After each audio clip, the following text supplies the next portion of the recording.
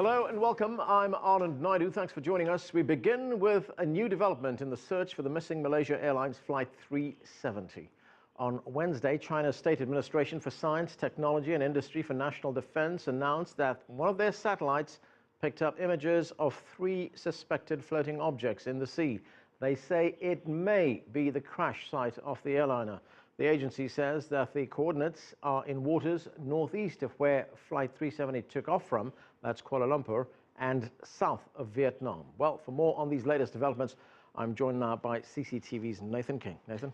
Thanks, Anand. Yeah, these satellite images first tweeted by us here at CTV America Wednesday morning because we thought they might be potentially important. They are a piece of the puzzle, but not the whole picture. And remember, this debris may have moved since Sunday, so we're not calling this a crash site, especially as no ships or aircraft have located this potential debris. We have to also think about the families whose loved ones are missing and also wait for important debrief about these pictures because we don't have that much information yet. But this is what we do know. The State Administration of Science and Technology and Industry for National Defense released these 3 images, and they come from the Guofen #1 satellite. First found the suspected debris around 11 a.m. Beijing time back on March 9th. This was one of the 10 satellites repositioned by China as part of the international response to the disappearance of Flight 370. And all information had to be analysed, and now we're told by our sources that this information has been provided to the search and rescue teams in the Gulf of Thailand and elsewhere. These 3 objects, as the dimensions may not show, but we've got them for you. The smallest, 13 meters by 18 meters. The next biggest, 14 meters by 19 meters. 24 meters by 22 meters is the third one, suggesting they could be big enough to be debris from a plane that has broken up. Now, while they don't prove anything, they are the first sighting of anything we've seen in the 5 days since Flight 370 went down. However, let's go back to the flight of 370. Let's have a look at the path.